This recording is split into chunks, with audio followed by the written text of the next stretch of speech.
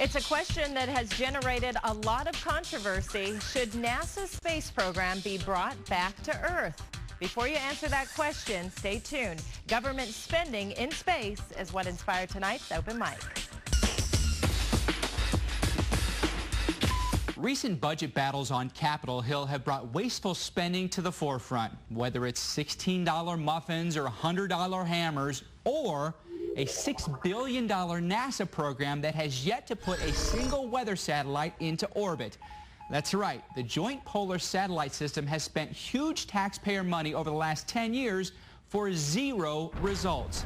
The $200 million orbiting carbon observatory satellite failed on launch back in 2009, and the $425 million Glory satellite spent exactly 5 minutes and 17 seconds in the air until it too failed and crashed back to Earth. Now, of all people, you would think a meteorologist like myself would be all for this program, but it's been one epic failure after another, and we can't shrug that off any longer.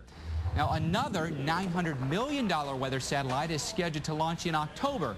With our track record, I guess we just cross our fingers and hope for the best. Heaven help us if we go 0 for 3.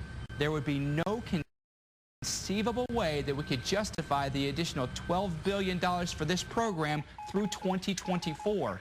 One viable option, though, may be to build the satellites right here in the U.S. and then lease rockets from Russia to send them up into space.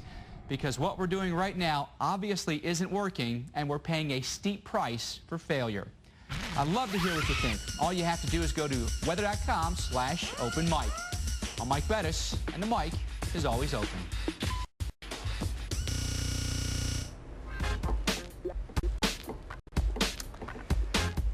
Time now to ask Cantore. And Jim, I imagine you get questions all the time from people.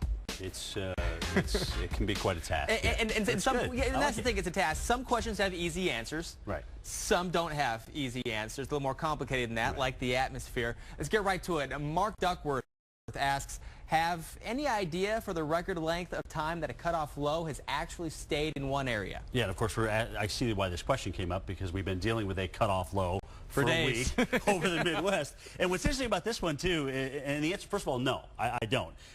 There's no way I could go back and look at the records there. But first of all, this cutoff low was actually replaced by another one. But the good news is, Chris, is the 1 second that's replaced it is actually going to get kicked onto the southeast, and we're all going to feel the benefits of that in that cooler, drier air mass, and maybe even some snow at the higher elevation. So, you know, when you get a true cutoff low, the longer they last, the longer they can persist. But 2 weeks is not out of the question for these at longest length. Okay, now we're going to talk about something that you're very familiar with. We're going to talk about hurricanes, cyclones, and typhoons. And Rocky Doris asked that question. What's the difference between a hurricane, a cyclone, and a typhoon? Nothing. Absolutely nothing. They're all the same thing. It just depends on what ocean you're in. And just to kind of clarify this for you, if you're in the Atlantic and, of course, the Eastern Pacific, we always hear about hurricanes from the National Hurricane Center. Typhoons are in the West Pac, like we've got Typhoon Nisat over there working its way, a double landfall in China. I'll talk about that in a tropical update. And then there's the cyclones in the Southwest Pacific that we hear about also into the Indian Ocean. So all basically the same thing, strong tropical storms, if you will, creating tropical characteristics in different parts of the world. Just what different areas choose to call it. Exactly. It's a couch or a sofa. That's right. Pop or soda. That's right. That's All right, let's head to Adam now for a look at what's happening online and on Twitter. It's only soda. Pop is not allowed.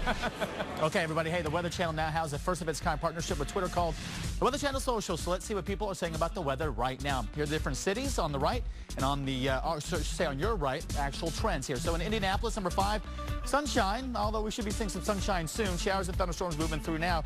Chicago, it's all about wind. San Antonio, it's all about raining. Number 2, Houston, storms. Everyone's still getting excited about the wet weather in Texas, and the folks are tweeting, talking about how much they love the rain without some of the severe weather. Number 1 is New York City. Talking about a little rain here as well. We've got a couple of systems to get on out before we see the sunshine again. Crystal? All right, next on the rundown, cold and wet. We'll talk about that and tracking storms out there tonight. Stay tuned. So how was school today? I have to be a tree in the school play. Good. You like trees? Well, I like climbing them, but I've never been